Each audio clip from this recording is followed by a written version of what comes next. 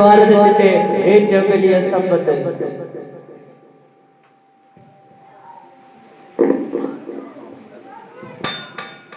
അസ്സലാമു അലൈക്കും വറഹ്മത്തുള്ളാഹി തആല വബറകാതുഹു. ബിസ്മില്ലാഹ് വൽഹംദുലില്ലാഹ് വസ്സലാത്തു വസ്സലാമു അലാ റസൂലില്ലാഹ് വഅലാ ആലിഹി വസഹ്ബിഹി അജ്മഈൻ. അമ്മാ ബഅദ്.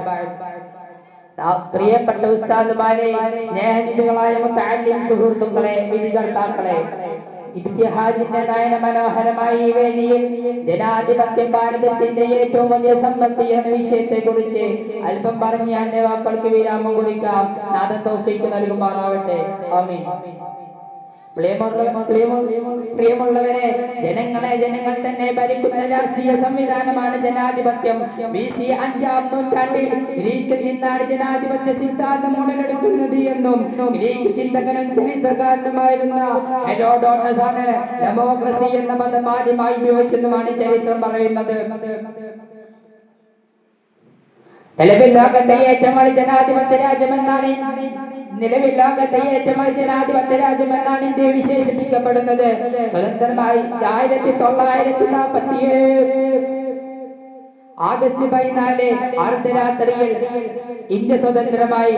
ഇന്ത്യയുടെ സമ്പദ് വ്യവസ്ഥയെ ചവച്ചുതുപ്പി ഒടുവിൽ രണ്ടായി പിച്ചിച്ചിട്ടായിരുന്നു വൈദേശികൾ രാജ്യത്ത് നിന്ന് കടന്നുപോയത്. വ്യത്യസ്ത മതങ്ങൾ വിശ്വസിക്കുന്ന, ആചാരാനുഷ്ഠാനങ്ങൾ നടത്തുന്ന, ഭാഷകൾ സംസാരിക്കുന്ന 36 കോടിയോളം വരുന്ന ഇന്ത്യൻ ജനതയെ ഒരു നൂലിൽ കോർത്ത് സമാധാനപ്പെടുത്തുക എന്ന ദുഷ്കരമായ അവസ്ഥയിലൂടെയായിരുന്നു ഇന്ത്യ കടന്നുപോയത്.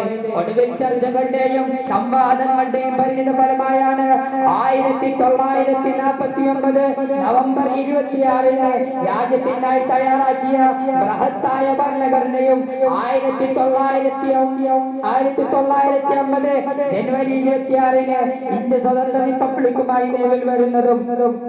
സ്വതന്ത്രാനന്ദ ഇന്ത്യയുടെ ചരിത്രത്തിൽ കറുത്ത അധ്യായങ്ങളും നിശ്ചലാവസ്ഥകൾ പോലുള്ള നിശ്ചത സംഭവിച്ചുവെങ്കിലും രാജ്യം സമാധാന അന്തരീക്ഷത്തിലൂടെയായിരുന്നു മുന്നോട്ട് പോയിക്കൊണ്ടിരുന്നത്.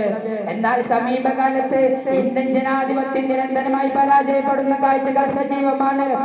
ഇക്കോണമിസ്റ്റ് ഇന്റലിജൻസ് യൂണിറ്റ് പുറത്തിറക്കിയ ഡെമോക്രസി ഇൻഡെക്സ് ഇന്ത്യൻ ജനാധിപത്യത്തെ വികലമായ ജനാധിപത്യം എന്നാണ് വിശേഷിപ്പിച്ചത്.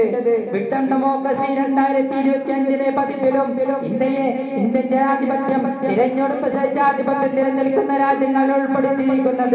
രാജ്യത്ത് ഈ കുറച്ചു വർഷങ്ങളായി രാജ്യത്ത് അരങ്ങേറുന്ന പ്രവർത്തനങ്ങളും അത്തരത്തിലുള്ളത് തന്നെയാണ്. അതിലേറ്റവും പ്രധാനപ്പെട്ടത് ന്യൂനപക്ഷങ്ങൾക്കെതിരെയുള്ള അതിക്രമങ്ങളാണ്.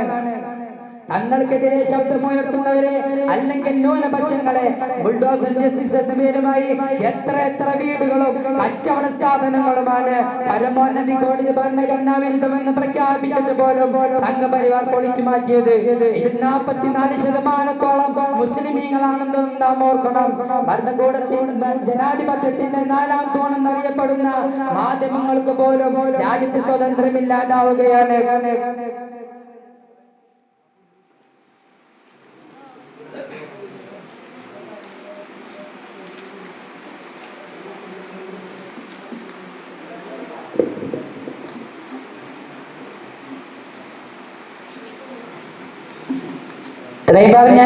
വിരാമം കുറിക്കുന്നു.